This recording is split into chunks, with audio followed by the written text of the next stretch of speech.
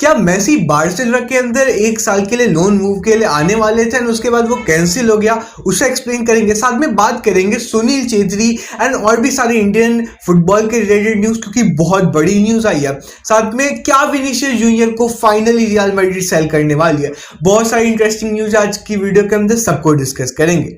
सबसे पहले बात करते हैं Vinicius junior and Real Madrid की।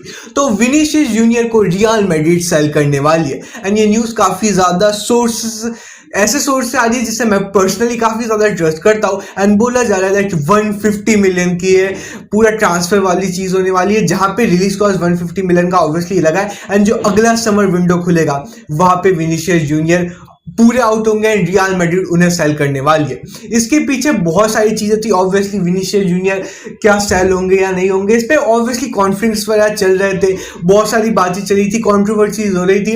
एंड उसके बाद जो एल क्लासिको गेम था जहाँ पे सब ऑफ कर दिया था विनीशियस जूनियर को, उसके बाद विनीशियस जूनियर बहुत ज्यादा पिस्ड ऑफ हो गए थे रियल मैड्रिड के लिए। एंड इसके बाद विनीशियस जूनियर ने डिसाइड कर दिया that he wants to leave Real Madrid and Real Madrid भी बोल दिया कि हाँ जाओ तुम, हम 150 मिलियन के अंदर इसे सेल कर देने वाले हैं। सेकंड नंबर बात करते हैं लियोनेल मेसी एंड बार्सिलोना के बारे में। तो तुम्हें पता चल ही गया होगा दैट लियोनेल मेसी आए थे कैंप न्यू के अंदर, वहां पे उन्होंने कुछ स्टेटमेंट्स वगैरह भी दी। एंड उसके बाद जो सबसे ज्यादा क्रूशियल लोगों ने स्टेटमेंट निकाली जो बहुत ज्यादा लोगों को पसंद आई वाज कि लियोनेल मेसी वाज सेइंग कि मैं वापस से बार्सिलोना के अंदर आना चाहूंगा।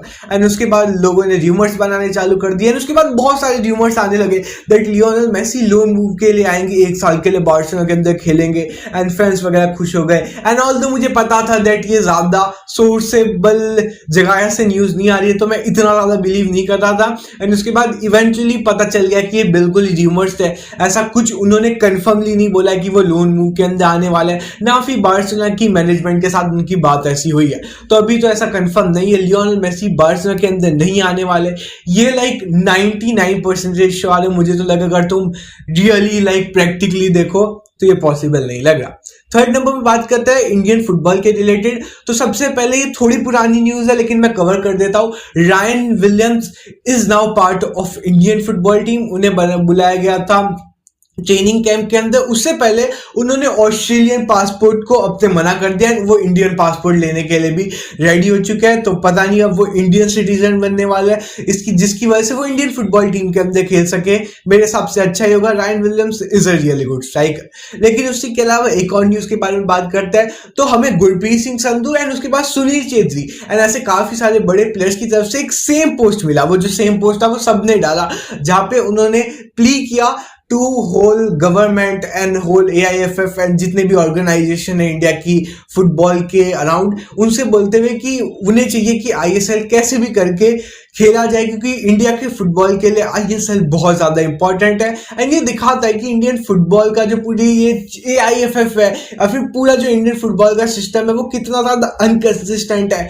कितना ज्यादा लाइक पूरी तरह से हिला हुआ है। बहुत ज्यादा ऐसा है कि कुछ भी हो जाता है इसके अंदर, कि लिटरली प्लेयर्स को बोलना पड़ रहा है कि ISL को रोक दो, जो कि ऑब्वियसली दिखाता है कि कैसी सिचुएशन। बीच में अब बात करते हैं क्रिस्टियानो रोनाल्डो की। तो रोनाल्डो की तरफ से भी बहुत ज्यादा इंटरेस्टिंग न्यूज आई है।